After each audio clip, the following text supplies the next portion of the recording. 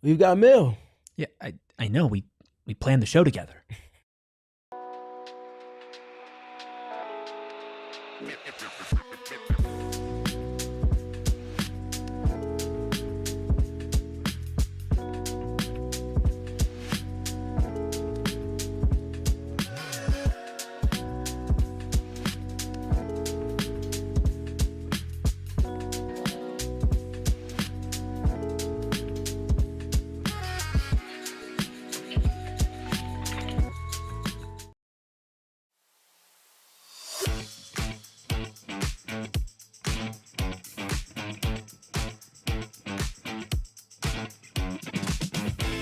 Psychos and sickos unite for a Mailbag Monday edition of PHNX Suns, coming to you live from Studio A per usual. I'm Eric Ruby, that's Stephen Prejean Gardner. We got the Freckled Mamba, a.k.a. Juice Man, a.k.a. Ayrton behind the Mac, making all of the magic happen. Gerald is on his way back home from New Mexico, wishing him safe travels. He will be back tomorrow, but as for today, it is Mailbag Monday, and more so than any other show this entire week, we could not be here without you. You are the most important people asking us the Mailbag Monday questions, but of course live here in the YouTube chat, watching on YouTube after the fact, watching on TV, and of course listening on audio. Hit that like button, hit that subscribe button. 5-star reviews go a long way for helping out the program as well. We are going to get into a ton. I believe we have over 20 mailbag questions in the middle of August. The true psychos and sickos, they came out and they really showed out. But before we get into that, Stephen, how was your weekend? It was a relaxing weekend of basketball. Good. So paradise for me. How about you? Dude, it was good. I bought some old Xbox games for like $7, and one of those was NBA Live 2004. Mm-hmm. And I was playing that like Amari, Penny, Marbury, mm-hmm. Like the Kings were good. Mm-hmm. Dude, that game is so much fun. It is. It's so much fun. I forgot how much fun it was. And it's like you play like the modern 2Ks and stuff, and you're like, yeah, it's better graphics, and it's technically a more advanced game, but like the fun factor through the roof with NBA Live 2004 with Vince on the cover. I was gonna say that's with VC on the cover. Yeah. Yep. So I spent a lot, probably too much time playing that. What about you, Juice Man? How was up north? Good. Always love getting out of the nastiness that is the Phoenix weather during the summer. Went up north to Flagstaff, got to do some hiking, some sightseeing. Just getting out of here. I like that. Buddha says, you say, quote, old Xbox games, but I got to know how old your old is. Well, I mean, I think it's pre-Xbox 360. It's about 20 years ago. I think that's considered old. Maybe not retro, although it maybe is retro at this point. Getting closer and closer. But the 2004 NBA Live was sick. Sean says, what other games did you get? I got Call of Duty World at War. Then I got a game I played as a kid because it was like $2. It was the Incredibles game. Haven't put that one in yet. I was playing too much live. But I've been on a big old video game kick, and we'll get to some more video game questions later. But first things first, it's so funny, Stephen, because we get all sorts of different types of questions and stuff throughout Mailbag Monday. And, some of them are very thought-provoking. Some of them are very detailed. Some of them are funny. And then some of them are just downright depressing. And the funniest thing to me is that the depressing ones are always the ones who are like first sent in. Like the first response is always stuff like this from Rob. Rob has a 2-part question. His first question is, when will the Suns not be a disappointment to the city of Phoenix and their fans? You got an answer, Steven? I mean, if your expectations are appropriate, it could be this season for fielding a roster that competes. And that competition is at the forefront and at the foundation of all of the identity and culture that they're looking to establish. And players wear those qualities on their sleeves and shoulders. Some players might wear it on their wrists or their fingertips. And how they go about playing across the game, how they approach the defensive end of the floor. So if you're looking at the team appropriately and not for what you hope that it'll be, but what could accurately be expected, it could be this season. Never. They will never. That's the answer that I was expecting. No, here's the thing is it's when you expect the most, like you said, right? Mm-hmm. Obviously, it's the expectation season by season, Yep. but when did the Suns really turn this around? When did they, a half a decade ago, really start to become fun? It was out of nowhere, right? It was when you least expected it. So maybe it's this season, maybe it's next season, maybe it's 2027. Who knows? But if you're expecting fun, I think this season will be that. But Rob, continuing the hashtag positivity wave with a second question saying, why do the Suns always fall short of their goals year after year? I think just copy and paste what we just said in response to the second question. Kind of, sort of. Some of it is underwhelmings.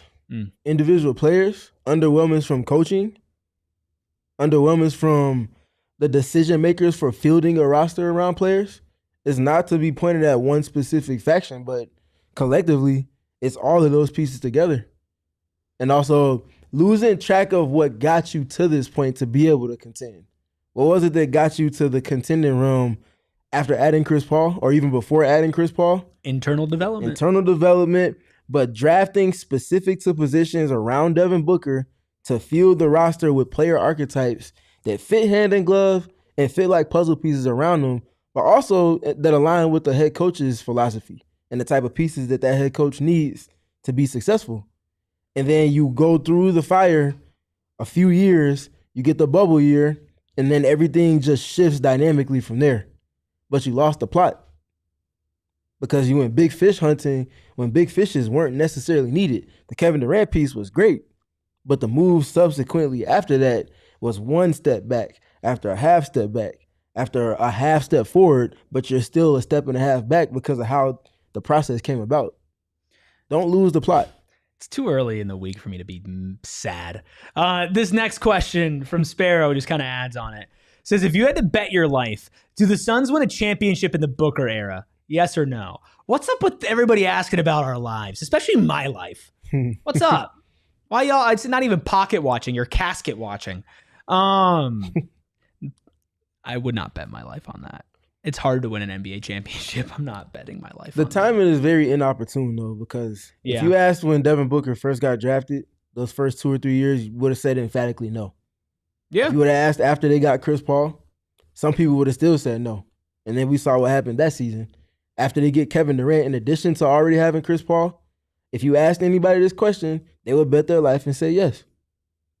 Now you add Bradley Beal in place of Chris Paul, I think that's where a lot of people would go different directions, because I saw a lot of parading going on when they shifted one number 3 for another number 3, thinking that the impact would be more of what was needed. That's not how that works. Yeah. So timing of the question, I mean, it's easy to just say no now, but it's also easy to be a contrarian and say yes. I say it's indefinite right now. You got to wait and see. Wait and see how things kind of go through these first 2 seasons with Jordan Ott and company at the helm, and then we can kind of reassess based off of that. But even for good teams, like winning a championship isn't guaranteed. Yeah, but we just got done talking about a month ago, Devin Booker can be the best player or a 1B at worst on a championship caliber team. So if that's the case, and the pieces around get to the level that they need to be, and the coaching is where it needs to be more than anything, I can't just say no. I don't think it's fair to time that question with right now, because it's the most ambiguous point of Devin Booker's career since he got Chris Paul. Yeah, Juice Man, are you betting your life? I am living in the timeline where Devin Booker is a NBA champion and a Finals MVP at 25 years old. So he already won a championship. So that's fair. Yeah. I like that. Yeah. You know what? Maybe that's Clemson out of nowhere, or was it Auburn? I don't know. Auburn claimed 4 national championships last week, just out of thin air, and then I claimed the 1915 national championship for PHNX Sun Devils. You know what? We're claiming 2021. We are going to now claim that the Phoenix Suns won a championship, and Devin Booker is a champion and a Finals MVP. Okay, this is just sad. Question from I'm sadly confused about all of this right now. Sunder is Dunks, one of our diehards. Asks, what helps you get through the long-ass off-season? Any tips? Well, doing a show every day definitely keeps you on your toes during the off-season. Any tips besides watching the W? Yeah, watch the WNBA. Facts. That's first, second, third, fourth, and fifth. You want to get live game reps? You have a great team, an all-time great franchise in the same city, whether you're from Phoenix or Arizona or you're just a Suns fan, in the same city as the franchise that is probably your favorite team to watch. Watch it. You have a lot to learn. You can learn more from the women's game than you do from the men's game. You heard it from me first.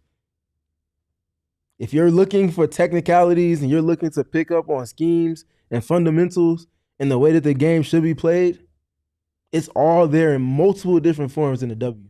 I start there before anything else. Now, there's EuroLeague basketball that's always going on. You can always also go back and watch old games on YouTube. Or if you have NBA League Pass, there's something, I don't know how many years of basketball is on League Pass. You can go back and watch the Sacramento Kings. I was doing that over the weekend. Hold up. Okay. Timeout. Mm-hmm. Whistle on the play. Mm-hmm. Are you okay? No. But you have to know the reason. Let's unpack this here. You chose. You didn't allow for me to finish my sentence. You're not allowed to finish that sentence. You didn't allow for me to finish my sentence. Okay, you know what? I don't think there's any way that you can rationally explain that without saying that you're sick in the head, yes, but please continue. Well, I'm a basketball sicko. You knew this already. Psycho and sicko. Those early to mid-2000s Kings teams, Vlade Divac. Oh, those Kings. Chris Webber. Okay. Mike Bibby. I played with them Doug on live. Christie. I know. I meant to mention it to you, but I was mentally somewhere Dunking else at on that fools moment. with Chris Webber. For sure. But the offense, the Princeton offense, that's some of the most effective offense that we've seen translate from the collegiate level to the professional level. But there's bits and pieces of that offense, no different than Mike D'Antoni's 7-second or less offense, that you see in every form of basketball play now. 5-out spacing is different. Player skills and archetypes are severely different from the early 2000s. But the foundation and where things derive from, a lot of those principles that teams play off of, bits and pieces of D'Antoni, bits and pieces of that Kings team. All of these different pieces, you just put it together, make a formula for your team, for principles to play off of, some actions, and voila. You know what? I should have never doubted you. You didn't let me finish. I'm sorry, dude. But even Ayrton's eyebrows perked when you said, yeah, over the weekend I was watching some Kings basketball. It's like, brother, I promise you DeMar DeRozan's going to be there in October. You don't need to go back. Not this year's Kings. Not this year's Kings. But to that point, though, yes, there's a lot you can learn from just watching old games or just find something. I want to learn more about pick and roll. Let me go watch a clinic on pick and roll, see what I know, maybe see something I didn't know, take some notes potentially, and then apply those things that I learned to when I'm watching the next games. There's so much you can do with the offseason. There's a lot. There's so much. And if you're not watching the W, you have significantly more time to go about doing that. You got a lot of basketball you can watch. I'm also, spending some time. I'm watching a little Attack on Titan right now. I'm on season 3, halfway through that. Always got to kind of dip your toes outside of the basketball world every once in a while. Sorry, hate to break that to crazy you. to me, but you got it. But no, for you, I think for you, that escape is music, oh, of course, right? And so course. it's listen to some good music and watch some good shows and watch PHNX Suns, and I think you'll make it through. And to that point, shout out to the legendary Pete Carroll, not Carroll.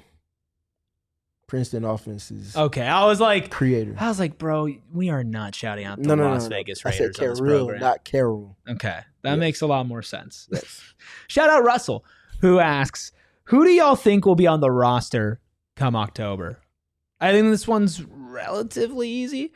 Devin Booker, Jalen Green, Dillon Brooks, Ryan Dunn, Mark Williams, Kamal Malawach, Grayson Allen, Royce O'Neal, Rasheer Fleming, Colin Gillespie, Nigel Hayes-Davis, we're at 11. Nick Richards, 12. Oso, 13. Jordan Goodwin will be on the roster, but he might not be there by January. He's non-guaranteed. That's 14. And I think Rasheer. I said Rasheer. Isaiah Livers. Those are all two-way guys. So two-way Isaiah Livers, CJ Huntley, Kobe Bryant, and I think we have technically one roster spot open that Jared Butler will be competing for. But I would say Jared Butler probably not on the roster. Jordan Goodwin will be on the roster, and maybe they pick up somebody else. But we'll see. Yeah. just the guys we've been talking about. I don't expect really there to be any difference than what we expect right now. Speaking of that, though, I'll talk about those players in that roster. The PhoenixSuns.com says, which Phoenix Suns players will average at least 10 points per game this season? So Devin Booker. I got the whole starting five. So okay. Booker, Green, Dunn, Brooks, Williams, Grayson Allen. Colin? I think Colin, and I genuinely think that Nigel Hayes-Davis will be close to it, if not getting there. 10 points per game would be a lot. I'll tell you what, that's not a name that I was considering. If we're talking about the Suns being a team that finds avenues to win games via unscripted points, the margins, second chance points, transition points, points off turnovers, you have to have someone that's given multiple efforts to get those opportunities. There will be maybe one or two players, if that give those multiple efforts more consistently, more impactfully, and more often than Nigel Hayes-Davis. If you're right, that's a huge hit for the Suns. I don't know. I have 6 for sure, or 7 for sure. It's the starting 5. And then Grayson Allen, Colin Gillespie. Those are, like, for me, I think those guys are not like locks for Grayson and Gillespie, but I think that, like, I wouldn't be shocked if those guys average 10 points per game, minimum. What about Malawach? Don't see it. You don't think he can just walk into 10 points per game? Nope. I think he still has too much to learn on the offensive end of the floor. I don't know if the finishing translates well enough. I don't know if he finishes through contact well enough. I just don't know if the confidence will be there for him. Okay. So you'd say Nigel more likely to average 10 points per game than Kaman Malawach. Yes. Because we're still not sure if Malawach is going to get minutes. It's fair. I think he's going to get... The thing is, I think he's going to get minutes because this team is not in a situation where they should be competing for a championship this year. And yeah, he is raw. But do you want to know how you work on that? Is you play the guy. Right. And I do think that he's going to walk into some pretty easy buckets. But yeah, I mean, averaging 10 is going to be a lot. I don't think either of those guys averages 10. I don't think Nigel averages 10. I think he's close to it, if not knocking that door down. I think anywhere from like 5 to 8 points per game on good efficiency with good defense and everything for Nigel would be a realistic expectation. We'll talk about Nigel a little more. I think he's coming in as the Grim Reaper. He's coming in and threatening people's spots. I hope so. Off of multiple efforts as the foundation for any and everything else that he brings, versatility-wise and skill-wise and IQ-wise. But I think he's one of those type of glue pieces. I hope so. Oh, we'll be doing a Nigel Hayes-Davis breakdown episode this Friday. But we also have a question later on about Nigel Hayes-Davis. We'll get to that here in a little bit. Aiden asks, what do you think the 10-man rotation to start the year would be, and how many minutes per game do you think those guys get? I want to start off by saying if this team has a 10-man rotation to start the season, that is a massive disservice to this roster because they're going to need to start with basically everybody. That being said, the starting 5, for sure. Gillespie, Grayson, Royce, Nick Richards, Oso. That's 10. You said Colin, Grayson, Royce, Oso, Richards. You're 5 off the bench with your starting 5, leaving all the rookies out. That's who you got. I think if we're saying to start game 1, who are the first 10 guys, which again I don't think you should have a 10-man rotation. I think those are the 10 guys that if you had to choose to play, they would be playing. But you would put Nigel. For the constraints of the question, specifically the 10, starting 5, Booker, Green, Dunn, Brooks, Williams, Gillespie, Allen, Hayes-Davis, O'Neal, Iguodaro. I think they're leaning into activity, versatility, multiple efforts galore in that secondary unit, not just as an outright unit in and of itself, but to mix in incrementally into the rotation with that top 10. I think if Nigel impresses in camp, then yeah, because I mean, Oso and Nick Richards playing next to each other is also a little bit of a clunky fit. Maybe Correct. Nigel gets the nod over and Oso at the I don't know. I think that's interesting. Maybe it's not Nick Richards, but I mean, Nick, I think is a serviceable backup center. I think he's serviceable. He is. I think he's going to be challenged to bring it, though, in training camp. Because if you're not doing those things you need to consistently, and there's another big that does those things already in Mark Williams, who obviously, knock on wood, if he sustains his health, where's the avenue and outlet if they're leaning into skill and versatility? Not saying he won't have a role. It just might not be a top 10 type of minutes getting role. I think almost everybody on this roster should hit the court at the beginning of the season. Mm-hmm. You know, one of the things that I actually enjoyed from Mike Budenholzer last season, which is a wild sentence for me to say, is the beginning of the year, he was trying out a bunch of different lineups and throwing a bunch out there to see what stuck. And you kind of thought, oh, well, maybe, you know, he's onto something. And it turns out he was not onto something. Lost it significantly. That man could not find the book. He lost the plot. He had a book right there to solve it with, but couldn't read. Lost his ability to read in Milwaukee. We got a lot more questions to get to for the true psychos and sickos, the real psychos and sickos. All of you who've hit that like button, hit that subscribe button, and are tuning in to PHNX Suns on a Mailbag Monday. We'll keep it going right after our first break.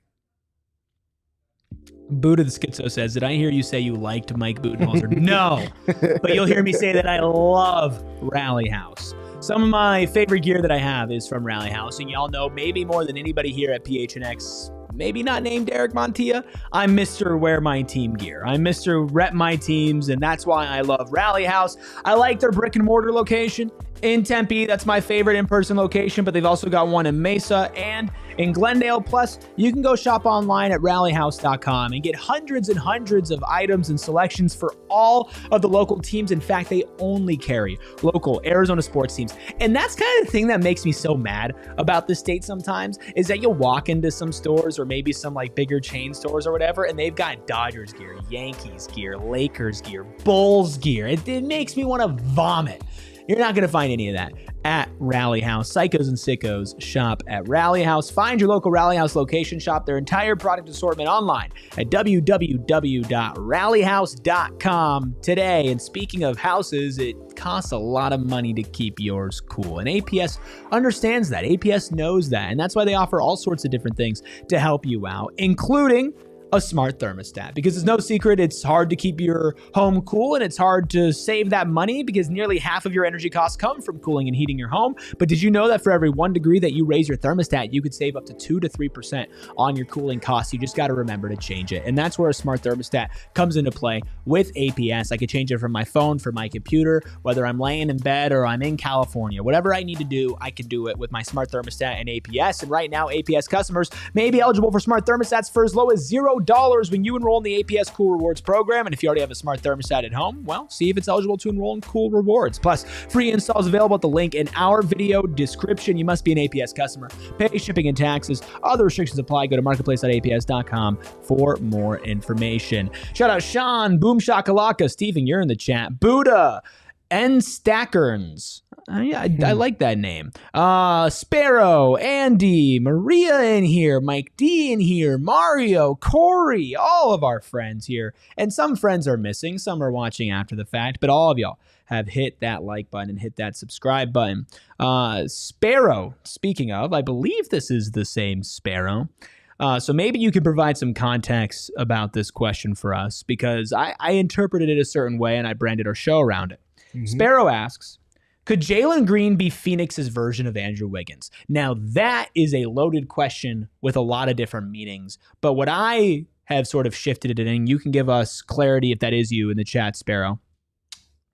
It is him. Okay. I took this as, can Jalen Green do what Andrew Wiggins did when he came to Golden State, which is be a high draft pick that a team moved on from, gave up on, and become a top 2, top 3 player on a championship team, which is what Andrew Wiggins did when Golden State won that championship in the early 2020s. So would a Jalen Green leap, a buy-in to identity, Stephen, would that make the Phoenix Suns contender, like championship contenders again?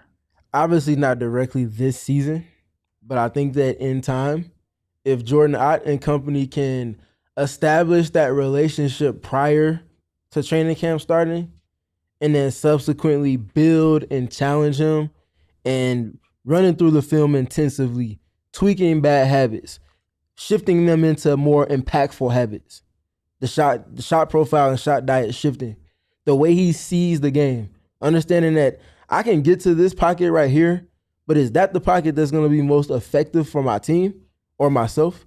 And how he kind of goes about doing those things, being more impactful off the ball, continuing to just generally grow as a basketball player at 23 and a half years old? I think so. I mean, listen, and that's the thing with Jalen Green is the improvement guaranteed? Is the improvement for sure? No, it's not. Jalen Green has been the same guy since the moment he walked into the league. That's just true. Statistically, I think eye test wise, you can say he's improved on some things and he's had some stretches where he's played above what his average has been. But if he does what you said, right? If this guy plays like where he was drafted, he can absolutely be one of the best players on a championship team. He's got the athleticism. He's got the skill. He's got the motor. Maybe he doesn't have the mindset right now, but that doesn't mean that it's not there. And what Andrew Wiggins did was he bought into a role. Right. And he was used as, one of their better defenders, obviously not named Draymond. Right. He would hit open threes. He would create when he needed to. But obviously he deferred to Steph. But once it goes beyond those guys on both sides of the ball, like it was Andrew Wiggins' time. If Jalen Green can coexist with Devin Booker, with an up and coming Ryan Dunn, if the Suns then get maybe another building block, maybe it is Kaman in 2 years, maybe it is Rasheer, maybe it is Oso or Ryan Dunn or Colin Glenn or whoever it is. If Jalen Green can find a way to coexist on both ends of the court, up his game, his shot profile, his diet, there's absolutely no reason that doesn't at least put the Suns significantly closer to contending in the West again. Now, to be a championship contender, like you mentioned, Stephen, that's not just a this year thing. Like the team comprehensively needs to get better. But if you pair this idealistic version of Jalen Green's future with an idealistic future of Ryan Dunn and Kaman Malawach, that's a pretty potent young core 2, 3, 4, 5 years from now as Devin Booker enters the end of his prime. So the answer to that question, I think, is can he be? Yes. I think will he be is a much more up in the air question to talk about. For sure. Question for you and Ayrton. What's the one most desired skill pretty much for anybody that touches a basketball? IQ. Yeah, because people love to be smart. Are you talking about like from a fan perspective or from a team perspective? From anyone that's ever played basketball. Everybody grows up wanting Shot to creation. Score the basketball. Yeah. Okay. I don't know how specific we were going. Sure. Yeah. Everybody wants to score. Everybody wants to score. Now, everybody envisions doing that in different ways, but everybody wants to score. I'm such a nerd. So I said basketball IQ. This guy, he been spending too much time around me. I'll take the blame. That's fair. That's on you. I'm going home and I'm watching the 1950s Celtics. Bob Cousy go crazy, I'm trying to tell you. But anyways. I low-key dribble like Bob Cousy. Just a little bit. The point I'm bringing up with the Jalen Green and scoring dynamic is if you have that part and the instincts to go about doing so relative to your skill set as your foundation, it's not gonna be just clean cut grass off the rip. It's gonna take some trimming here. It's gonna take some grooming there to get it to be streamlined, to be efficient. Mm-hmm. But to have it as your foundation allows for the rest of your game to build out more easily because of that. And he's been a top-tier player on a team that's made the playoffs before. Yeah. He's been a top-tier option every season of his career so far. Having that experience in tandem with a new coach and a new vision for how to best utilize and best situate him, I think all of those things combined for that type of impact that Wiggins had when he went to Golden State. Mark asks, why do we expect anything more out of Book and Green than we got out of Book and Beal? Well, I think the tandem, I think Jalen will be more willing to play a different role than Bradley Beal was. He might be more capable of doing so as well just because of just a different mindset. And this is no slight to Bradley Beal, but Bradley Beal's coming with prerequisites and coming with all types of accolades that preceded his time with the Suns. There's a certain pedigree, a certain standard that comes with having a vet type of player that's cut from a similar cloth than Jalen Green versus Jalen being younger, being more eager to learn, having more to learn literally. It just hits differently in terms of the timelines. All right, we got to read these BComC clearly super chats. Yeah, Ayrton, you know what to do. There's quite a few. All right, we're going from the top? Yeah. All right, $2 from BCom See Clearly. No, because I didn't get a twerk video. I need it. Talking about, can Jalen Green make a leap? Yes, that was a response for Jalen Green. These are all about Jalen Green. Yes. Except for one. The second one, $2 from BCom See Clearly. I'm currently dating Jalen Green. Heart emoji. Keep it hush. Heart emoji again. Number 3, super chat from BCom See Clearly, $2. Ryan Dunn needs to do some squats for me. Kissy face.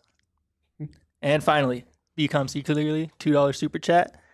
Ability to make it clap when they, in all caps, shoot the ball. Talking about the difference between Beal and Green. Insightful. Thank you, BCom See Clearly. Thank you. $8 worth of super chats. $8 well spent. See Clearly, and we barely just got to our first ad read. I mean, $8 well spent for BCom See Clearly. People are celebrating BCom See Clearly back in the chat. Nate says the only moment SPG questions his job. By the way, make it $10 from BCom See Clearly. Ayrton, get back on the mic. $2 again. BCom See Clearly. Quote, I want a twerk video from the whole team. Heart emoji. Clap, clap. Oh, you're one of a kind. BCom See Clearly. Okay. We appreciate you. Ayrton, since you're already on the mic, what do you think about this question about can Jalen Green be Phoenix's version of Andrew Wiggins?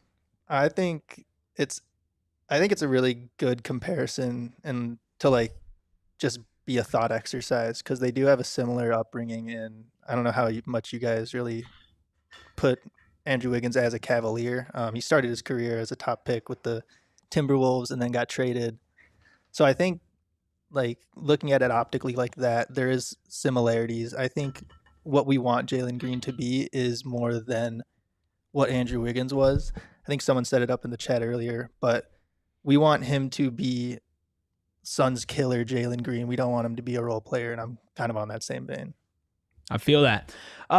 Before we get too much farther in Mailbag Monday, I want to remind everybody that we're doing a Die Hard sale. I'll actually let you know for the first time.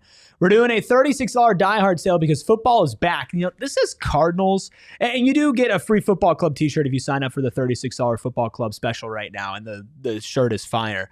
But, I mean, this is ASU week. I mean, this is kind of gross. Cardinals don't play until the next week, so this is for ASU this week. Football's back, $36. Also come out to the PHNX Cardinals residency on Thursday at Gila River Resorts and Casinos. But let's keep it going here. Martin, of course, as Martin does. This is hashtag Martin Mondays instead of hashtag Mailbag Mondays. Says, when do you see the longest win streak of the season? Assume everyone's healthy. How many games? Who leads the Suns in scoring? Who's the best defender? Who's the glue guy?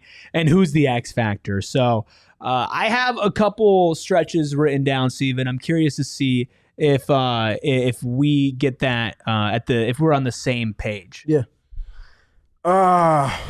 I just went generally with January. Just all of January. Just in the month of January. So one of my win streaks is in January. Mm-hmm. So I have January 19th through the 27th. It's a 5-game win streak over the Nets, Sixers, Hawks, Heat, and then Nets. Okay. You could add Detroit at the end. So that could be a 6-game win streak through the 29th. And then I also have March. As we know, Devin Booker loves March. Yeah. March 3rd through the 16th, an 8-game streak where they're all winnable games. Again, this team's probably not going to win 8 in a row. But Kings, Bulls, Pelicans, Hornets, Bucks, Pacers, Raptors, Celtics. Steven, you're a smart guy. What do my 2 win streaks have in common? A lot of teams that should not be succeeding this season. All but one are teams in the East. Oh, no, 2. Kings and Pelicans in the second. They're basically in the East. They play like they're in the East. So I think that when they go on these Eastern Conference road trips, that's their opportunity. That's their opportunity to stack wins to the point that maybe they can surprise people with their over-under. That's why I picked January, but for the same reason, I also was close to picking March. Those are 2 months where I think they go 500 at 8-8. Naturally, I think because of the level of competition they'll be up against in those respective months, in succession with one another too, opportunity is there. Now, what they do with it remains to be seen. They have to be building up to those moments to take advantage, but Yeah. I think March Devin Booker is also a very relevant point. Yeah, and so to Martin's follow-up on who leads the Suns in scoring, I'm going to pick January's win streak to be led by Jalen Green, March's to be led by Devin Booker. Who's the best defender for both of those? I'm going to pick Ryan Dunn. Who's the glue guy for both of those? I'm going to pick Dillon Brooks. And who's the X factor in January? I'm going to pick Mark Williams. And then in March, I'm going to pick Malawach. Wow. Oh, just wait until we get to the Malawach question. Wow. Just wait till we get to the Malawach question. Because at that point, March basketball is not real. So. Devin Booker will be leading this team in scoring. I said Oso Iguodala is the glue guy. Okay. When I'm thinking glue, I'm thinking of someone that unlocks different types of lineups and style of play for them. For those reasons, I think that will be Oso. Could very well be Nigel Hayes-Davis as well. And I will continue to say that. Kind of setting the tone for Friday's end of the week episode. But X Factor, Mark Williams for health purposes, but also for production from the center position. There's a question we haven't gotten to quite yet, but I'll be kind of answering some of that in that. But yes, Mark Williams for health purposes and also for impact. Best defender in those streaks? Oh, it's Ryan Dunn. Okay. Ryan Dunn is the tone setter defensively for the team. Okay. What about the other side of it? Martin then follows up with what do you see the longest losing streak of the season? Assuming everybody is healthy, how can you imagine the team responding? Can they realistically hold it together? Or do you think too much losing will lead to some wild stuff like Brooks doing something? I'm more confident in this team being able to withstand the mental fortitude and punishments that come with losing streaks this year, even though they'll be worse. But I have one stretch in November that's brutal over 8 games. That's November 16th to 29th. Start with the Hawks. I mean, obviously, that's kind of a toss-up. Portland, kind of a toss-up. Okay, but I think those are still 2 teams that could very well beat the Suns and that most people would pick above the Suns going into the year. Plus, November, the Suns will probably be worse than they are in January and February and March. And then after that, it's Minnesota, San Antonio, Rockets. Sacramento is the polar bear in Arlington, Texas there. OKC and Denver. So it's an 8-game streak earlier in the season that includes Minnesota, San Antonio, Houston, OKC, and Denver. 8 games. That's what I think. I think that's the potential to be a losing streak. Yeah, I think it will be November or December because that's a point where people are going to start to write them off. And then if they go in accordance with the kind of month-by-month win-loss records that we spoke to in an episode in the prior weeks, that's where they can kind of make up for it and potentially put themselves in position to get to that 40-win mark that I feel like they can potentially get to. But it's not going to come without some missteps and learning through those missteps early on. Now, they could just come out and be gangbusters off the rip, and Jordan Ott is firmly entrenching his name in the Coach of the Year conversations for the buy-in that he generates, as well as his tacticianship from the sidelines. But I don't think that part is as realistic just because the West is a gauntlet. Well, and I think maybe another thing that could play into that is maybe the Suns team catches some people by surprise over the first couple months of the season with their energy, and maybe they do start off hot, and then maybe it is at the end of the season they actually get figured out a little bit more, or like Ryan Dunn had a really hot shooting start to last season, and then it evened out for a variety of reasons, but it still evened out. So I guess you could look at it as it kind of goes both ways, but I do think that that we will be talking about some pretty high highs and some pretty low lows when it comes to this team. Let's hit one more question before we hit a break here. Another question from Aiden asking, what's going to be this team's bread and butter offensively outside of book ISO and transition scoring? I'll let you go first.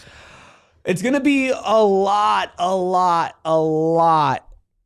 of pick and roll. It's going to be a lot of Jalen Green creation as well. And I do think that they're probably going to take a lot of threes, maybe top 10, top 7 in the league, just because Ott is more of a advanced offensive mind. And I do believe that they know that going into most nights, they're going to need that 3-point variance to break into their favor. That's why it's so important for Brooks and Dunn and everybody to kind of keep up their 3-point percentage, or at least improve on it. So I think with the caliber of players that they have, I do think that it's going to be a lot about being in Devin Booker's hands. Obviously, like it's the ISO, but the reason why I say pick and roll, or at least just lots of pick and pop and pick and roll, is because they're going to send a lot of attention at Book, and he's going to try to get a switch and get a mismatch and then go and score. But at the end of the day, Book will be your bread and butter. Yeah, he's naturally going to be the hub for a majority of the offense in terms of the scoring load. How they go about it can vary in multiple ways. I think they will run a lot of pick and roll. I think that it won't just be the traditional sense where it's a big screening for Devin Booker. I think they'll experiment a lot with Jalen Green and Colin Gillespie and Grayson Allen and all these other smaller guards that are going to be in the rotation, screening for one another, manipulating the angles of those screens in space, seeing what the coverage is, and just kind of counterpunching from there. I think flipping matchups within that as well. If teams just say switch it. Now you got who was guarding Jalen Green, who's probably going to be the second best defender on the court, switched on to Devin Booker. What advantages does that bring for the Suns? Do they start to cheat over? Does that open up opportunities to pass out of that? Is Devin Booker dictating to get into the free throw line? I think they'll leverage the post, not just for scoring opportunities, but Dillon Brooks, Nigel Hayes-Davis, Mark Williams, to use those players to get into grenade actions where they're flowing into uphill dribble handoffs, or those rifle actions where they're getting into different scenarios where they use that post positioning and who's being helped off of to then set a 2-on-1 situation in an empty corner. Other things I'm looking at as well within all of that, I think the splits. I think they'll play a lot with the splits off of Mark Williams and Oso Ighodaro as well. And then the other one is the inverted pick and rolls with Oso. Yeah. I think there's a lot that they can get into with those things. They should be able to put pressure on teams in multiple different ways, and I hope they don't corner themselves to the Booker contingency of it all. And I don't expect them to, because that's not going to be sustainable over 82 games, right? You can't just say, here you go, Devin Booker. Even though he's good enough to be the 1A on a team, right? If a team knows that all you're going to do is give the ball to get Devin Booker, get out of the way, and you're not going to do anything creatively to help him out, like that's going to put Devin Booker in a bad position. You're not going to win games. I think Jordan Ott's going to be a little bit more advanced by that. I expect them to kind of figure out exactly what their identity is, especially offensively, as the season goes on, to see it's like, because if Ryan Dunn takes an offensive leap, that's going to change your offensive identity a little bit, right? If Jalen Green changes his shot diet and takes a leap within that percentage-wise and playmaking-wise, that's going to change your identity. So I think that we could see it kind of ever shifting. I don't think the Suns will be put into this box of like they're going to be this team. Maybe until the end of the season when they've developed that a little bit more. We're about 45 minutes into a Mailbag Monday, and I think we are about halfway through the questions. So 90-minute episode. Buckle up, everybody. We are going commercial free right after our last break. If you cut me open, you're going to see a couple different things come out. Blood, number one. 2, the Phoenix Suns. I believe that these Phoenix Suns colors. And 3, it's Desert Financial Credit Union blue. Because DFCU is literally in my family. That is not an ad read. I'm not even looking at my computer. I'm talking to you. Desert Financial Credit Union is in my family for 3 generations. My grandparents, my parents, and myself have all used Desert Financial Credit Union just because they have been an amazing place to get financial advice. They're there for you when you start your financial life off. You just need a checkings and a savings account. But then as life gets more complicated, mortgages, loans, credit cards, investment options, and more, Desert Financial not only has the best options for you, they're going to talk about the best options for you. I think underrated about Desert Financial Credit Union is the people. The people there are always there to help you as well. Listen, go to DFCU because they're going to put their money where their mouth is. When you open up a free checking account online, you get $200 in bonuses. That's right. All you have to do is get started by visiting desertfinancial.com/200. That's desertfinancial.com/200. Also love Gila River Resorts and Casinos. Whether it was going for the live straight game podcast with Coach Ty Ellis, Eddie House, Mike Bibby, and Shaq, all at Gila River Resorts Casinos last weekend, not the weekend that just happened, but the one before that, or if it's this Thursday for our PHNX Cardinals residency, where it's going to be a PHNX Cardinals live show at 4:30, then a town hall at 6 that's only for the people in attendance, and then a live PHNX fantasy football draft at 7. Gila is the place to go for events, for nights out, whatever it is. You just got to go to Gila. We are partial to Wild Horse Pass because we do basically all of our live events there, but you can also go to Santan Mountain, Vicuiva, Lone Butte. There are no bad options, whether it's going to the state-of-the-art gaming floor, chilling out by the pool, relaxing in your hotel room, or going and getting a nice bite to eat. The only rule, is that there's a lot of rules, but the most important one is you do you. At Gila River Resorts and Casinos, visit playatgila.com for more details. Shout out Max, Mark, Daniel, Freckled Mamba, Sean, Boom Shakalaka, Andy, Mike, Ted, Nate, all of you in the chat hanging out with us here on a Mailbag Monday. Smash that like button because we are going to go long. You ready? All right. From Sparrow, again in the chat. What's up, Sparrow? Says, if Dillon Brooks is the emotional anchor, does that mean Phoenix is willing to embrace the, quote, villain ball? Yeah. This team kind of has to. It's like nobody believes in us. We're going to be the bad guys. We're going to try hard. I don't think they're going to hurt people. I know Grayson has that reputation, even though he hasn't done that in a really long time. I know Brooks has that reputation, but like this is gonna be a team full of assholes, man. Like Book talks crap. Jalen Green will talk crap. Dillon Brooks will probably throw crap at you. Ryan Dunn is gonna let his play do the talking, but he plays like an asshole. He's gonna pick you up 94 feet the entire way, right? Colin Gillespie is gonna do the same damn thing. Right, Oso's a nice guy. He's going to play with a ton of energy. Grayson plays with that FU mentality. I really do think that this is going to be the most villain Suns team that we've seen in quite some time. And Stephen, I am here for it. Yeah. I don't know if it's going to be like the overly physical nature, but I think this team is going to have backbone. And I think that that's going to allow for them to navigate some tough times better than Suns teams in the past, because I think mentally they'll have a different approach, where teams in the past will clearly have thought they can just get it back on offense. This team is going to be like, no, we're going to get it back offensively, but stemming from our defense. Mm-hmm. So if a team goes on a 12-0 run, 14-6 run, timeout from Jordan Ott, they come out, extended pickup points from 4 of the 5 players on the floor. They're flying around. Maybe send an off-script double team, get a turnover, get some points off of turnovers, maybe an offensive rebound and a possession after that. Those little things like that. I keep getting back to the margins, the unscripted points. That's where this team, if they're going to get to that 40-point mark that I think they can, it's going to be them being one of the top 7 or 8 teams in second chance points combined with offensive rebounds combined with points off turnovers. That takes a certain level of multiple efforts comprehensively, and that's something I believe is going to be heavily invested in terms of their identity and the culture that they're establishing. Come on, it's going to be the nicest villain of all time. Just smiling the whole time. I really do hope that they embrace that identity. It's just the identity of playing hard, whether it's a villain or not a villain. I don't really care. I just want people that play hard typically get looked at as villains from people outside of the ones either covering or supporting the team. So if it's villain, so be it. I imagine this is the mindset. I don't mind as long as they're not like being like dirty. I don't mind being the villain. I don't like dirty basketball because it's just like, what are you doing? There's no reason to hurt somebody. I think they'll be high character. It won't be dirty. I agree. I'm not worried about that, but I do really want just this team to care. That's all that I care about, is that I don't care more than the team, which is how it felt a lot of times last year. Aiden, with another question, speaking of defense, says, how will Ott use Ryan Dunn and Dillon Brooks defensively? Obviously, they're great defenders, but who will be point of attack? Can we sustain a good defense to use Dunn as a free safety, etc.? How do you imagine Jordan Ott deploying the 2 best defenders on the team?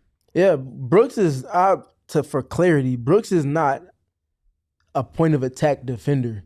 He's a player that can defend at points of attack. But his stature doesn't allow for him to be someone that navigates screens and dribble handoffs well. He can do it. He's not a player that's subpar at that in any capacity, but that's not his cup of tea. His cup of tea is defending against bigger dudes in the paint, especially 4s and 5s, holding up well there, being able to command things from the second side, getting the activity in the passing lanes and things like that. But navigating screens is not his best skill on a defensive end. It's like 4th or 5th for him in terms of his archetype. Ryan Dunn is the point of attack defender for this team. And that's kind of how the roles are going to be defined. It's going to be Dillon Brooks picking up after the things that Ryan Dunn does for that starting unit in particular. But best defenders, we got to give some love to Mark Williams, because for this team to get to 40 wins, he's going to have to make significant growth as a defensive anchor. Yeah. Before we keep going here, Nate in the chat says Basketball Reference T is the wildest sicko fit. This man's literally like ambassador. Yes. You know how much of a psychotic sicko you have to be for Basketball Reference to be like, hey, brother, you're an ambassador for us.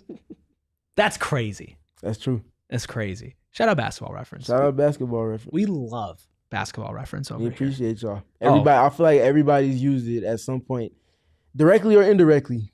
Big part of this show is Basketball Reference Big for facts. sure.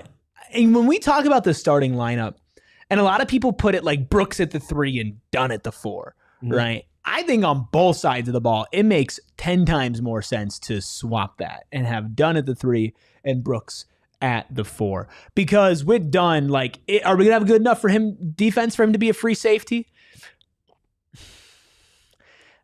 Maybe against like second units if Colin is in and pressuring a smaller guard, right? And maybe you can have Dunn kind of roam around. I'm sure Ott will use him like that every once in a while. But like if we're going back to the bread and butter conversation, it's going to be Ryan Dunn. That's your guy. Go get him. Right. And Dillon Brooks clean it up. Mark Williams clean it up. And then Book don't fall asleep. And Green, use your athleticism, gamble, try to get some deflections and everything. So I see it kind of how you played out, but I also think that, Mark Williams is a really big part of it. I also think that, like, you're only as good as your weakest link. And, if you do the eye test from last year, like a lot of times the weakest link defensively on the court was Devin Booker for the Suns. And so as important as it is to talk about all those guys, they can only do their jobs if everybody else is doing theirs. And that's why we talk about a leap from Devin Booker offensively is certainly on the table, but it's non-negotiable for him to improve on defense so that these guys can be who they are on defense. If the starting lineup is what we're saying it is, teams are going to first try to pick at Mark Williams, and if he holds up, they're then going to shift to Devin Booker. Yeah. I think they might start with Book. I think they naturally just start with the 5 because of matchup purposes, but yeah, it's eventually going to get to Devin Booker. How committed are you to playing defense this season? Are your activity levels high? And that's the thing. I don't need Book. If they're there, it's not going to be a problem at all. I don't need Book to be a top 5 defender on this team. In fact, I don't want him to be. You hardly ever see an elite level defender out of an elite level scorer. I mean, it's like Kevin Durant last year was so impressive on both sides of the ball, right? Like Kawhi is so impressive on both sides of the ball, right? But you look at maybe the greatest offensive engine ever, Nikola Jokic, is like, he could be a serviceable defender. Passable. Does he get attacked? Absolutely. He's involved in as much action as anybody else. Sure. Whether he's guarding the direct 5 or they put him on a non-shooter, that non-shooter is now setting a ton of screens to bring Jokic into primary action. Yep. And it's like I just want him to be engaged. I want him to be feisty. I don't want him to be the type of guy that's like, man, what is Book doing out there on defense? And we've seen him be that guy. And in fact, we've seen him be a really great defender while carrying a 30-plus point per game offensive load in the playoffs a couple of years ago. Obviously, that's not sustainable over 82 games, but if your number is called, if you need to play defense, if they need you to step up on that end, I need Book to be able to do that. And I'm confident that he can, but he didn't prove that last year. That is one of the big things that he's going to need to prove this season. I'm confident that he will, for the simple fact that we're talking about leadership. Naturally, he's probably going to be, him and Jordan Ott are going to be asked 50-umpteen questions about leadership on media day soon. He's going to understand that some of the best ways for him to stamp his leadership is going to be going for multiple effort opportunities defensively. I imagine that's something Jordan Ott and company are probably going to track internally. Who's diving on the floor for loose balls? Who's generating deflections? Those little things. And I think Devin Booker can excel at those things. I also think another thing that we talk about when we talk about like Jordan Ott and like Mike Budenholzer's failures, and a lot of times like, oh, well, this offensive creativity or like not playing the right guys or whatever. Yeah. Defensively as well, for a guy like Devin Booker and for anybody if they're going to get attacked, if they have no confidence or really no general idea of what your defensive identity is and what you're supposed to be doing or what the other guys are supposed to be doing, because that's not been clearly defined, that type of small stuff on the margins is going to make you a worse defender. Or at a certain point in the season, if you don't believe in the team, you're not going to give that extra effort, that extra umph. I think Jordan Ott defensively is going to put Devin Booker in a lot better situation to be the type of defender he needs to be, which means that if we see another defensive step back or a defensive plateau from Devin Booker this year, I'm putting that on him. I'm not putting that on the coach. I'm not putting that on the players around him. You know, it would be on him. So I think that he has to be the tone setter, Devin Booker does, in practice, on game day. If he's not going to be this vocal leader that a lot of people like to kind of, you know, lazily only compare leadership to, Devin Booker needs to be the guy who's out there and it's showing it. And maybe he's going to get burned. Maybe he won't be the kind of guy that you're going to go stick on somebody 94 feet. But if he needs to lock down somebody for a possession, he needs to be willing to do that. And he needs to be able to do that because he ain't small, right? He's not unathletic. Like he's got those tools in his bag when he needs it. Yep, that's it. Simply just be up to task when your number is called. Defensively, teams are going to put him in action to eat away at his legs on the offensive end and just generally try to take away some of the energy that he's putting forth. But also because he feels that's going to be one of the easiest pieces to kind of poke at within the lineups that they're using. So if he's up to par, that's going to shift some things and potentially give them opportunity to win some games that people might write them off from early in the season especially. You mentioned Mark Williams. That's where our next question is going from. Hoodie Book on Twitter says, haven't heard enough Mark Williams talk. What does a successful season look like for him? I mean, health. And I know it's like that maybe that's like a lazy way to put it, but a successful season for him is to stay healthy and play a lot of games. Obviously, you want him to produce in those games, but the biggest question mark for him in his career and going into an offseason where a contract extension might be awaiting him, play 60 games? Is that too high of a bar to ask for him? 60 games, 25, 26 minutes a game. Maybe incrementally closer to 30. He played 26 last season and the season before that. Now, varying numbers of games, but that's been his role in previous seasons. 15, 10, and 2.5 assists last season. I don't think that's out of the realm of possibility at all if he's healthy with this team. I don't think there's no reason why he shouldn't have a career best season to date going out of the 2025-2026 season. Besides the health and the games played and everything, obviously when you guys talked to James Plowright about a month or so ago about, hey, what does Mark Williams need to improve on? What was something that you noticed? What are you looking for on the court? Let's just assume, which is a big assumption, that Mark Williams is healthy. What are you looking for out of his actual play that will tell you, like, this is a guy worth investing in for the Phoenix Suns' future? Yeah, it's 3 to 4 things for me. Start with his screen setting. Is he creating that specific type of contact and nailing the angles of his screens to create an advantage for the ball handler, which oftentimes will then create space for him on the roll? What do his short roll reads look like in tandem with this screen setting? Because Jalen Green and Devin Booker are going to get a lot of attention because teams are going to put the onus on other players to make plays for them. And if the bigs can make plays in their flow, which is why I feel like Oso is going to play a significant role for this team, Mark can be that starting center that this team needs. Also, how valuable is he when he's got the ball in those high split situations? Outside of that, though, defensively, how high up in his drop is he? Because he was significantly far back with the Charlotte Hornets. Can he get incrementally closer to the level and be good backpedaling and not losing his leverage with the roller? Defensively, also, can they cross-match with him in the ways that they did with Charlotte and be successful there? If he does get brought into action with the guard, can he hedge or switch or hold over and play some different schemes at times or on certain pockets of the court? Mm-hmm. And then the other big thing, does his rebounding continue to sustain? Because they definitely need that part from him. I want to see his playmaking too. I think I'm really fascinated. He's underrated as a playmaker. I agree, and I think that if he gets to play consistently and play a lot of games with a team that, I mean, listen, man, I know that we joke about like the Phoenix Hornets because them and Charlotte are trading, but like this is a better run organization. I like Charles Lee as a coach, even though he big-timed me at Summer League, that ass. But he's a good coach, but like I think Jordan Ott's going to be a good coach. I think Mark is better set up for success here than who was around him in Charlotte on both ends of the floor. So it's a more stable environment. More stable 1,000%. Environment, a better peak offensive player. You know, I just think it's just overall better culture, better vibes here in Phoenix. So I do think that that playmaking is going to be a really good barometer of like what is his ceiling, because if he could play healthy, obviously he'll bring the rebounds. Hopefully he could bring the defense, finish inside. Maybe if he could show off a little bit of that mid-range jump shot. But if he can be like a 3 to 4 to, possibly 5 assists per game guy, if he's playing closer to 30 minutes, that would do so much for Devin Booker and Jalen Green. And thank you all so much for being here on a Mailbag Monday. If you're watching on TV, the party always continues over at gophnx.com. It's time for overtime, and it's going to be probably a quadruple overtime here on PHNX Suns. From one center to another, Stephen, unless you have anything else on Mark Williams. We'll be talking a lot about Mark this offseason. Exactly. We already have. Mm-hmm.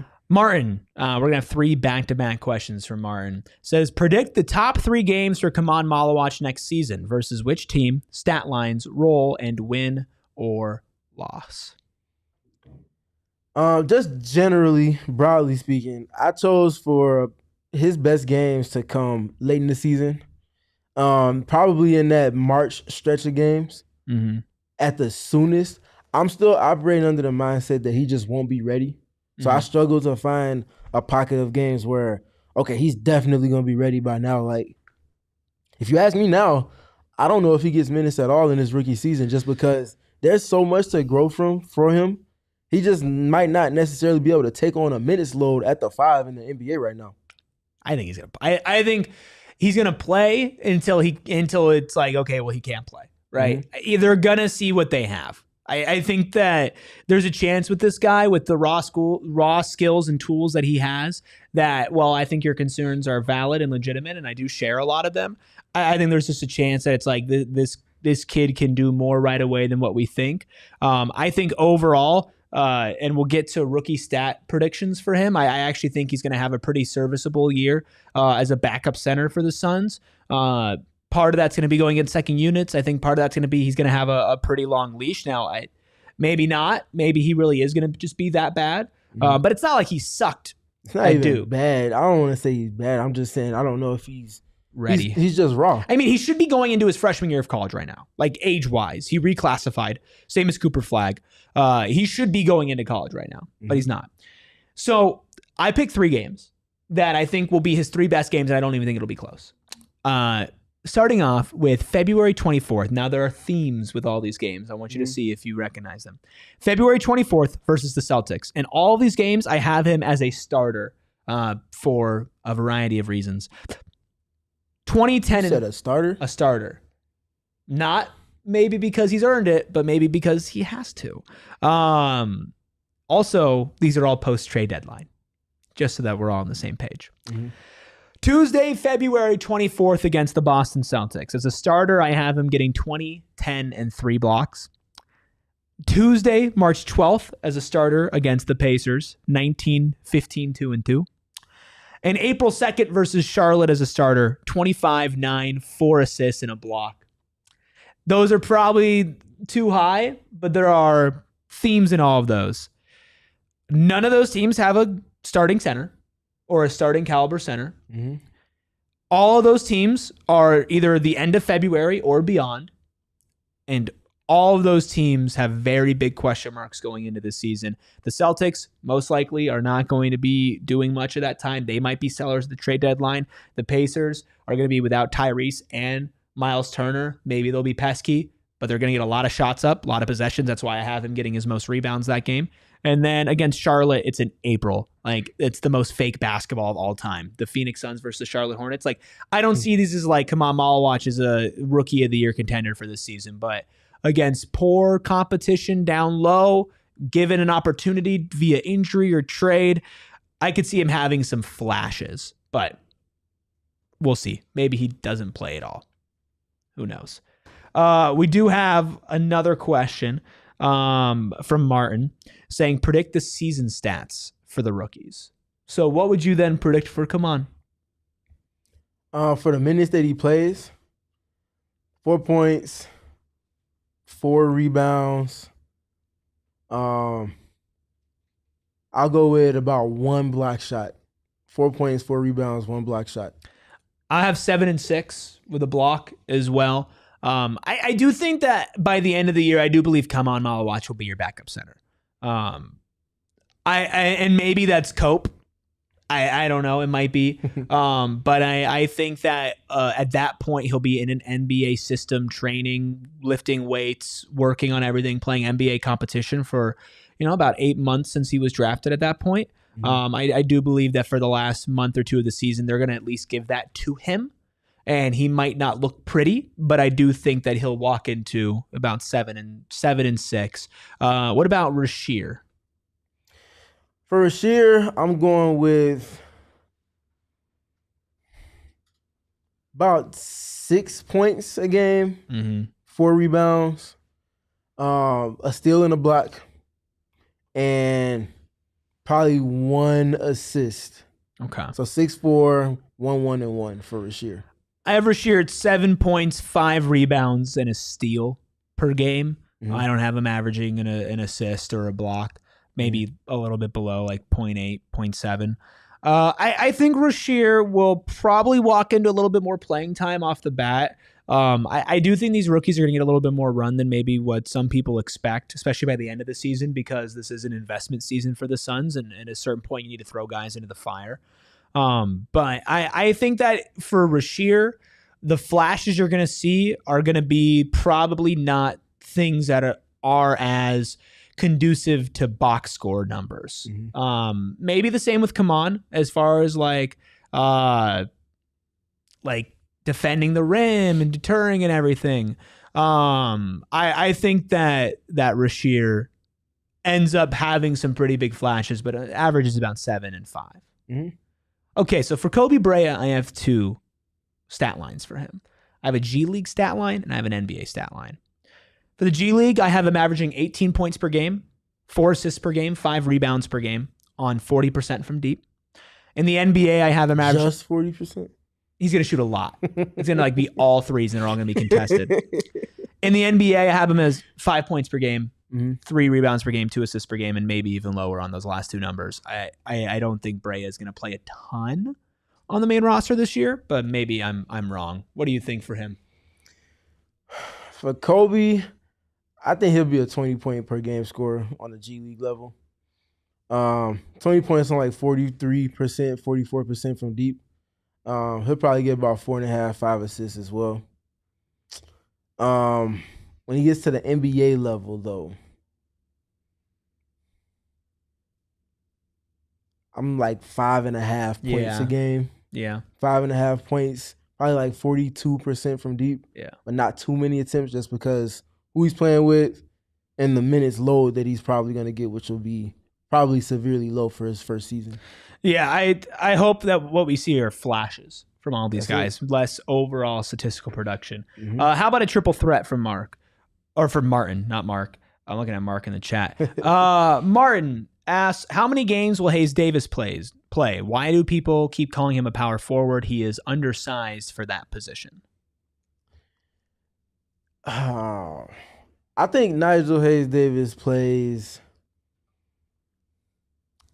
72 games this season. I think for every game that he's healthy, he appears in. Give me 64. Okay.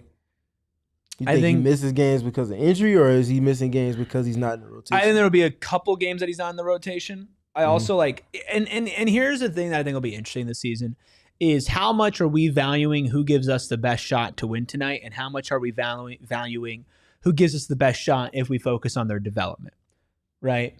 Because it's like, is it going to come down to Nigel Hayes Davis or Rasheer? At that point, if they're giving you relatively similar, even if Nigel's a little bit better, but if Rasheer is, your pseudo first round pick, like, do you let him cook for a game?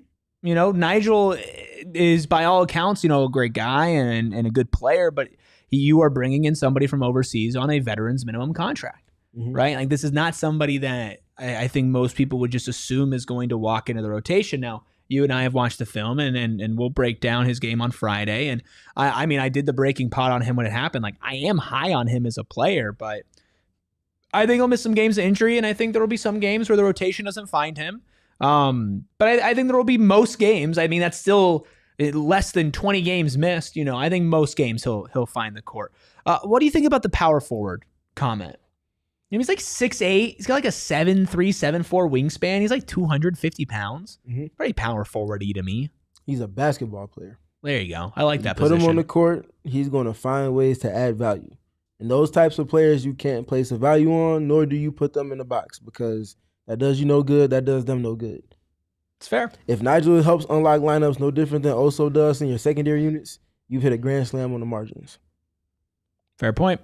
All right, we're going to keep it going. We have a lot of questions, so we got to let's listen. I love being here, but we're going to be here till like 5:50 at this rate. Nate, in our diehard Discord, also in the chat right now, probably in contention for one of the best profile pictures, says, "What is your most unpopular hot take for this upcoming season?" And then we'll get to your second question in a little bit. All right, your most unpopular and hot take for this upcoming season, Stephen. I feel like your most unpopular hot take might have been revealed on the show, which is, you don't know if Kamal Malawach is going to play. Yeah, because if his minutes don't look good early on, how quickly do they go back to him? I don't know if you're pulling the plug on him after a couple bad games. But how much do you balance giving him minutes with also trying to contend for a playoff spot? Because for all intents and purposes, they've all talked about, yeah, we still plan on being competitive through our rebuild, or our retool, rather. Competitive through the retool. I guess it's just like, how good are those center minutes outside of it? Like, is Nick Richards giving you game-changing backup center minutes to the point where it's like, because here's the thing, with Kaman, it's like, if you have a couple bad games off the bat, right, you everybody knows that he's raw, and it's like, okay, so what, you're just gonna like shut him down? I mean, maybe. Right. But also, like, what's the benefit of just saying like, hey, let's have you work through this? Because if we do want to be a surprising team contending for the playoffs, maybe we have to shed a couple games here early as we figure things out. You build your confidence up. Kamal Malawach's ceiling is about 1,000,000 times higher than Nick Richards. No offense. It's a lot higher than Oso's. No offense. So if we can get that out of you and put you in a situation where you're learning more at the beginning of the season, so that when we get to February, March, April, maybe we can go on a run powered by like, hey, come on, you are a great backup center off the bench, but we had to throw you to the fire a little bit early. I don't think that you're necessarily like crazy for saying that, but I do think that there's a benefit to letting him rock out a little bit this season, because I know they want to be competitive, but they also, I think, have understood a little bit more that they're in a semi-process now. And if they miss the playoffs this year, but their guys develop and they have fun and they have an identity, it's a lot better than making the play-in and sacrificing developing your number 10 overall pick so that Nick Richards can get some burn. You know? Question for you, though. Hit me. So we've talked about what this season might suggest or say to Devin Booker. Yes. If Kaman is not ready, but you continue to give him minutes, and those minutes in turn hurt the team in terms of rotations and lineups and the game flow, and you look back at the season, just not to put it all on Kaman because it will never all be on him, but if you look at the team losing games and certain pockets being too much for them to overcome after those pockets have come and gone, and you multiply that across a handful of games, and you miss the playoffs for the second season in a row, what does that say to Devin Booker? How do you expect for him to feel in response to those things? Well, I mean, so I have an answer for you, right? I obviously Devin Booker's not going to like it. Nobody's going to like it, right? I think that my reasoning, if that's what I end up going with, if that's what I think is the best choice for this franchise, I think the reason that I go to him is saying, like, Book, obviously we want to make the playoffs this year. That sucks. The reality is, though, if you want to win a championship, if you want to get to the mountaintop, that kid that we drafted number 10 overall has to be a massive piece of it. He's our blue chip prospect, right? He's the second most important player in this franchise right now. It's not Jalen Green. It's not Ryan Dunn. It's you. And then it's Kamal Malawach, right? And his ceiling, his growth, his development will directly impact whether or not we're competing 2 years from now, 3 years from now. It was a unfortunately necessary sacrifice this season. You know, if we were a backup center, if we were Nick Richards away from making the playoffs, are you going to do anything in the playoffs, right? No, we need to invest in this kid's development. We now know what we need to work on with him. And I promise you that if this is something that is continuing to happen next season, we're not going to treat it the same way. Like that to me is like don't miss the forest for the trees type thing, or whatever the saying is. I don't know. I probably butchered that. But I just go to him and be like, look, man, like this is an investment. And we don't like being in this position as much as you don't like being in this position. But, we're not going to, not play our number 10 overall pick so that we can play Nick Richards, right? Like if it's Mark Williams and we're talking about starting, that's different because Mark is young and Mark has a high ceiling. But it's like Nick Richards is a serviceable backup center. Kamal Malawach is a franchise like centerpiece at this point, even if his games played and minutes played in production this year won't show it. He is your blue chip prospect. He is your top 10 overall pick, and he was projected to go top 7 to top 5 in this draft. Right. So that's how I rationalize it. But I do get what you're saying, where it's like, hey, if we're the 6th seed right now, like, okay, then we cut it, right? If we're really surprising people, we need to go on a run and his play is that bad, I'm not going to blame them for making that decision. Yeah, I hear that. I just don't really see anything past, like, I don't see him staying in double digits across the entire season if he's playing for the team. I agree. I have him at like 7-8 points, but like if he can play I'm really talking good about minutes, not points. I'm talking about minutes. Oh, yeah. We'll see. I think that'll be really interesting. Second part of Nate's question says, this upcoming season, would you rather an NBA Cup championship, first banner, baby, or a playoff run? Extra. You get to decide how far the playoff run would need to put you over the edge. If it's anything more than getting embarrassingly swept in the first round, then I'm taking playoff run. It's not even close to me. Yeah, it's playoff run because if you make the playoffs, I imagine Malawach is going to end up playing bigger to things than I imagine. Yeah, for sure. If their ceiling this season is if he's NBA ready, it's the only way they hit their ceiling. Jalen Green takes a leap. Mark Williams is healthy. Malawach is NBA ready. Ryan Dunn's shooting is what it was in the first month of the season. Dillon Brooks doesn't take a step back offensively, all while Devin Booker plays good defense and averages 30 points per game. That's the only way this team is making the playoffs, and that's a really long shot. It's a play. I mean, is it even a question?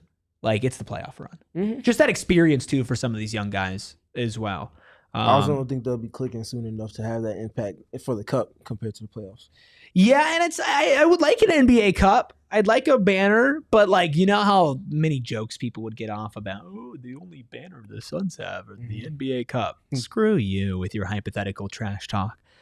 Okay, Buddha in our diehard Discord says, my question is, who currently holds the Pac-Man high score? I think it might be Buddha, because I think he's brought it up a couple of times, but I don't know. I haven't checked. Unfortunately, those machines are not used that often. They should be. I've played some NBA Jam, though. But then says, real question, who's going to score the most points in the first game of the season? Devin Booker. Is there any chance that Jalen Green just walks in and says, F you, I'm here? For sure. But I think it'll be less F you. It'll be more, man, they really sending these double teams at Devin Booker while I'm on the court. I got all this place to cook with. Yeah. And one, pull up 3, midi, and 1.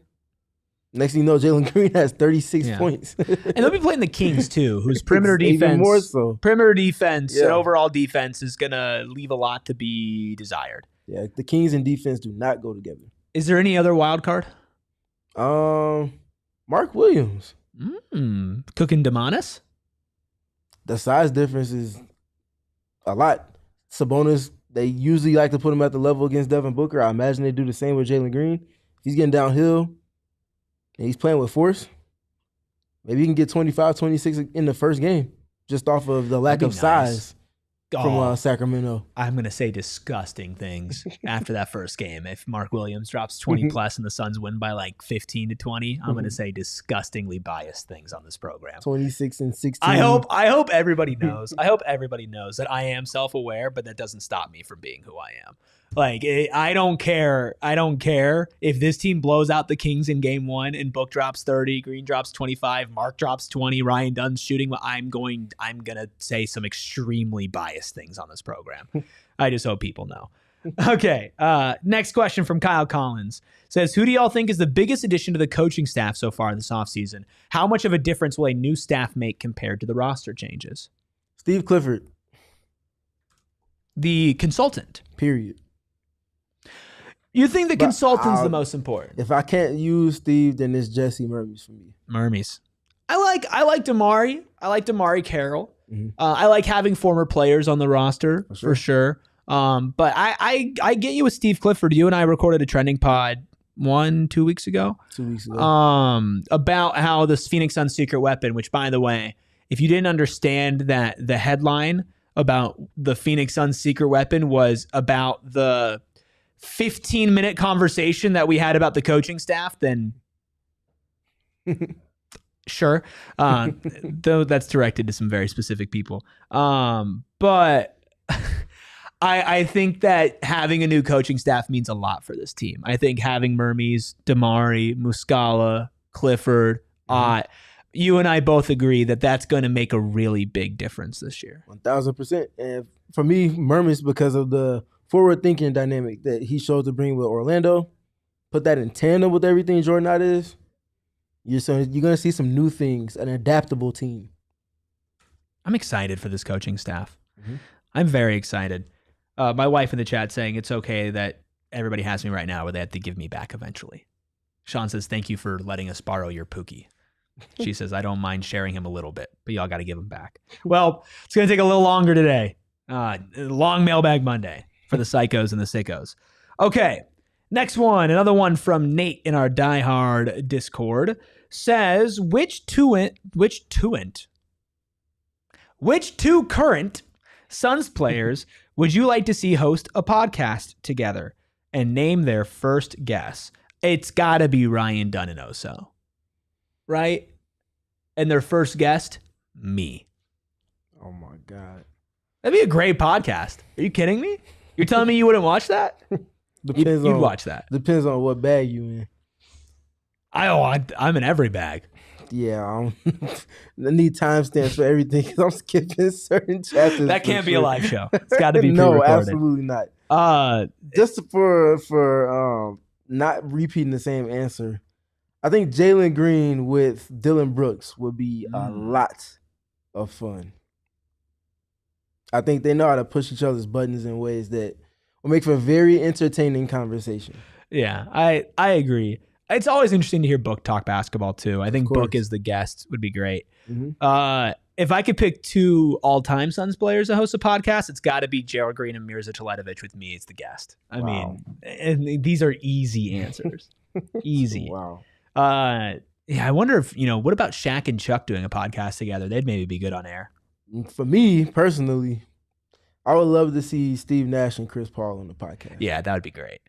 Special guest Devin Booker. Point guards. Ooh. Special guest Devin Booker. No one's going to be able to ask and get answers out of him the ways that those two would.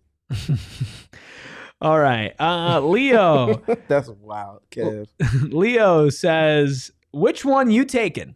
And it's the you get one shot. Layup for $50K, free throw for $100K, top of the key for $500K, wing three-pointer $750K, corner three-pointer $1 million.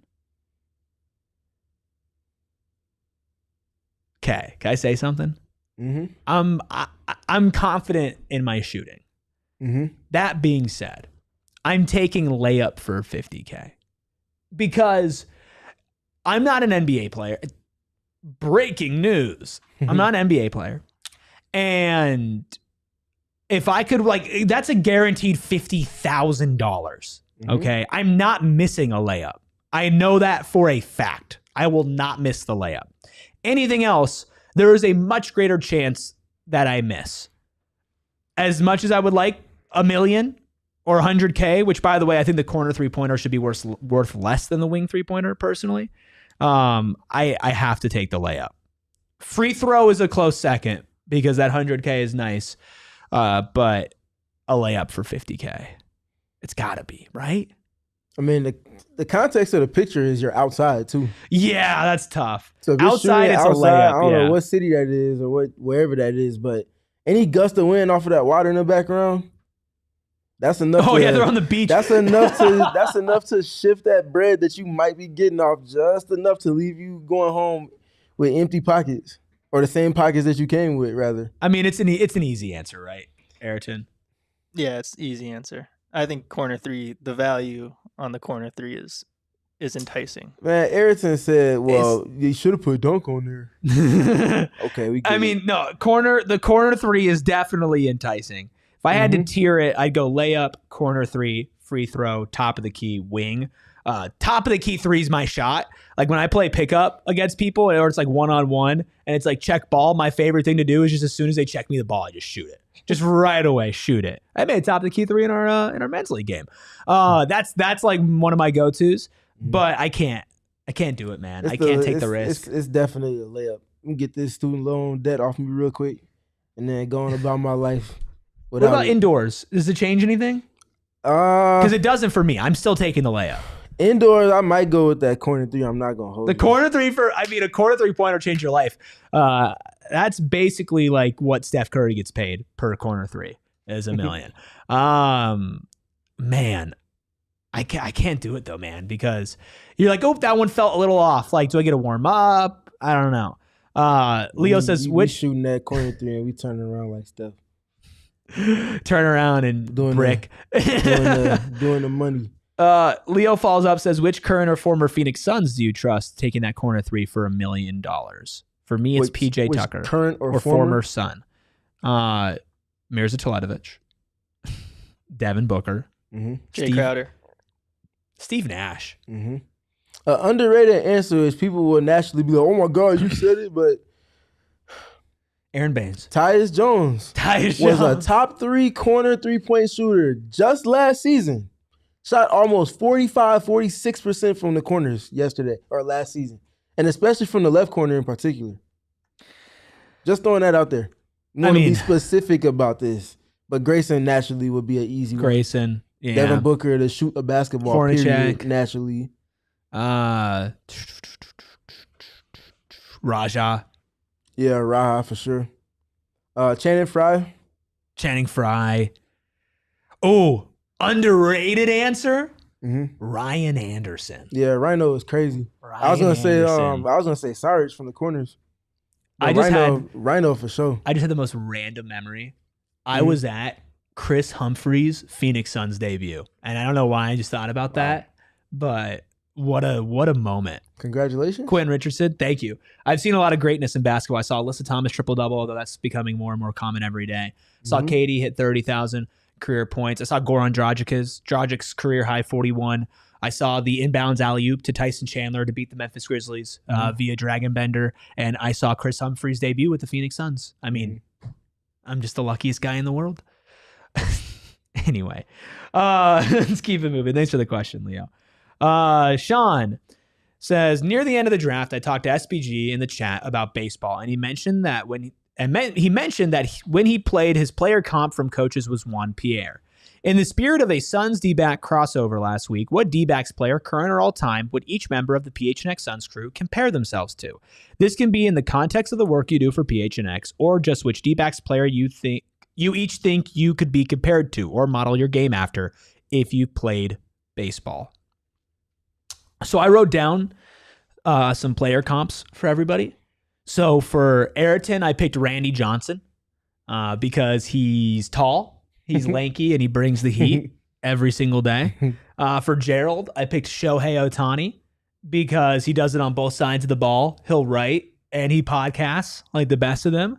I'm going to let you choose your own, Stephen, because I know that you're probably the biggest baseball guy here. And for me, I picked Pavin Smith because I'm pale. Okay. I get the job done sometimes. I'll hit a grand slam every once in a while, then you get mad at me the rest of it. So we have Randy Johnson, Shohei, Juan Pierre, and Pavin Smith. Who are you? I got either Tony Womack or Justin Upton. Oh, I like that. You know, you could pick non-D-backs players. Oh. Well, but I like those picks. D-backs guys. I like those picks. So I was trying to keep it specific to the I appreciate that. But I do like the Womack and Uptown. You know, they marked off a section of the stadium and called it Uptown. That's what's up. Yeah, town. I love it. Well, no. Oh, so Sean, you wanted us to do Diamondbacks. Okay, my bad. I thought it was just baseball players. My bad. Hey, so I did it right. You did it right. I did it wrong. My bad. Shohei's going to be a Diamondback. You just watch. That gambling debt's going to hit like crazy when he's 55 and still playing baseball. Then Gerald. Ooh. Gerald. Give me Miguel Montero. Steady. Miggy Mines. Everybody loves him. I was thinking Paul Goldschmidt might be too nice, even though I gave him Shohei. Yeah, give me Miguel Montero. All right. Sean gets it. Tony Womack. Say Womack for USPG. Yeah, clutch factor was insane. Clutch factor leads the franchise or leads the ball club in stolen bases. Sean, what would you give me? I'm interested. Maybe like an Alec Thomas, if we're talking about like what I would actually play like, because I just like to play defense. Kev says Gerald equals Christian Walker. I can see that. I can see that for sure. Oh no, maybe I'm like, a mixture of Ketel Marte, Corbin Carroll, Randy Johnson, prime Zach Gallen, Paul Goldschmidt, prime Greinke, But Miguel Montero. And Nate says I'd give Erik the mascot. That's just rude, Nate. That's just rude. Okay. Stephen Drew. Okay. I'll take Stephen Drew. Okay. Weird that you gave me Steven when his name is Steven. Anyway. This man. Mario, not Bros 2, says favorite video game of all time. NBA Street Volume 2 has a stranglehold on me, but so does Grand Theft Auto San Andreas. Ooh. Grand Theft Auto is so fun. So fun. I have a lot of it. I've gone through like a lot of different phases, right? So like I had a Call of Duty phase, and I'd say out of all the Call of Duties, Black Ops 1, 2, and 4 are my favorites. I went through a lot of 2K phases, like 2K17, 2K18, even maybe like 2K14 to like 18 was a really, really great stretch. NBA Live 2004 is definitely climbing up there for me right now. I love that Street game. Fighting 2 is up there. All the street games are good. And then I've got like the nerdier games like Jedi Fallen Order and Jedi Survivor are two incredible games. GTA 5 is an incredible game. NBA Jam, naturally. I'm a big Pokemon guy. So like Pokemon Platinum is probably my favorite Pokemon game. I like a lot of video games, sure. but there's some good ones. Not as many good ones nowadays. NBA 2K8 because CP was on the cover. Then give me what was the one Book was on? 23. What about you, Ayrton?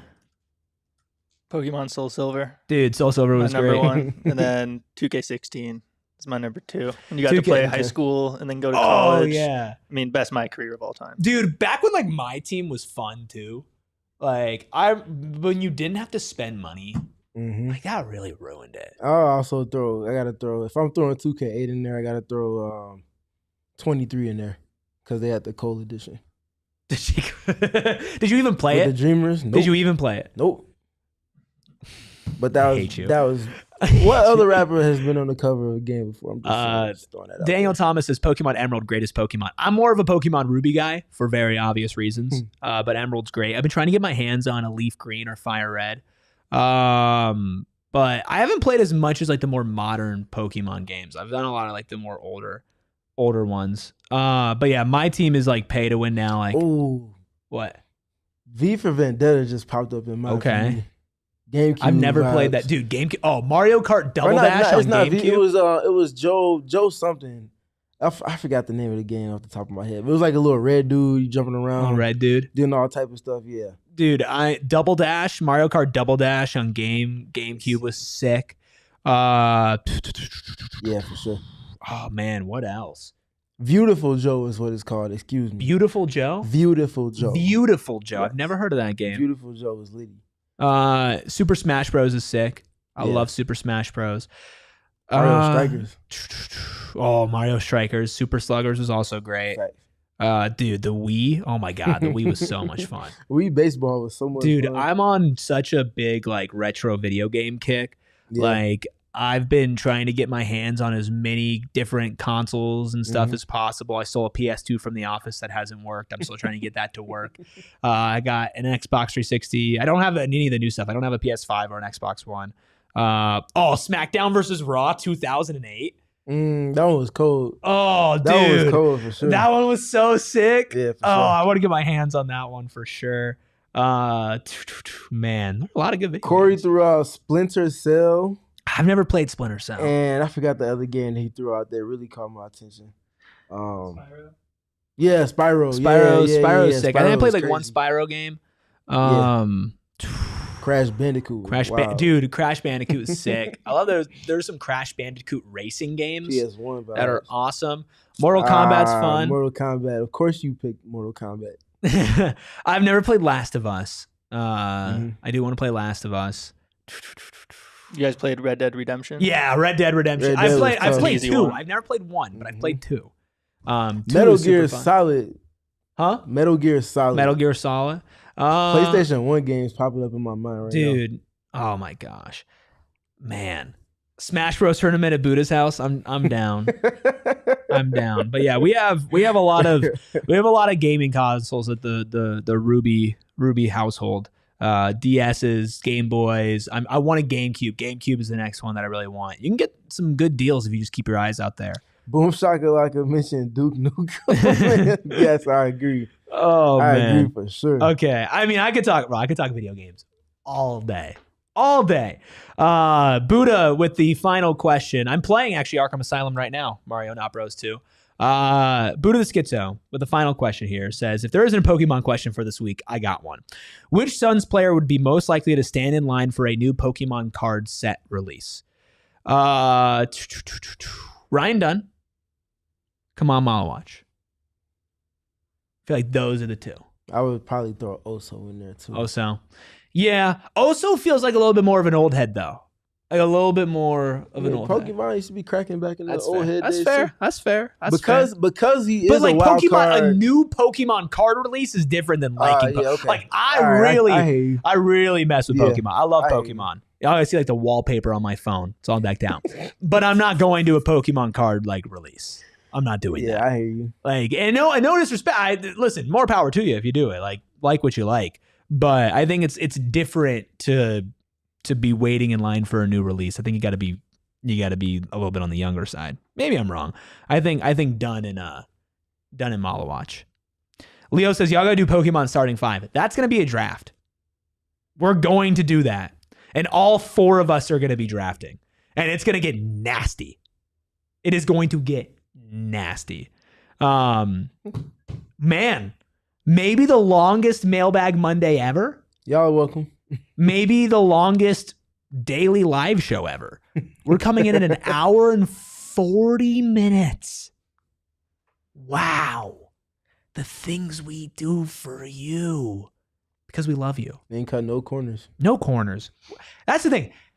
If you guys give us 50 questions on Mailbag Monday, we're going to answer them. We answer every single question. It's not gonna be every single week. Not gonna be a flyby question either. Never. No, we can't help ourselves. Even we're like, oh, we got to go through these quick. Let's spend 15 minutes talking about, well, come on, Malawatch, play 8 minutes per game. Just do 12 and a half instead of 15.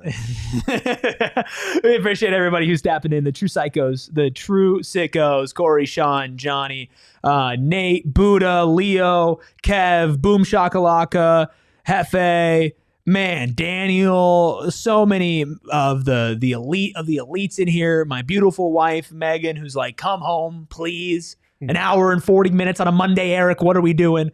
We do it for the people. Sandman in here as well. Thank you all so much for answering the questions, for asking the questions, for being here. We'll be back tomorrow with even more PHNX Suns fun. In the meantime, you can follow the show at PHNX_Suns. That's on Twitter and on Instagram as well. You can follow Stephen at StephenPG3. You can follow the Juice Man, a.k.a. Freckled Mamba, a.k.a. Ayrton, behind the Mac, making all the magic happen at Freckled Mamba. And you can follow me at ERIK RUBY. We'll be back with, I'm going to call it right now, a shorter show tomorrow, but we're still going to give you every single last drop of in-depth analysis that we can. And I'm going to go play some more NBA Live.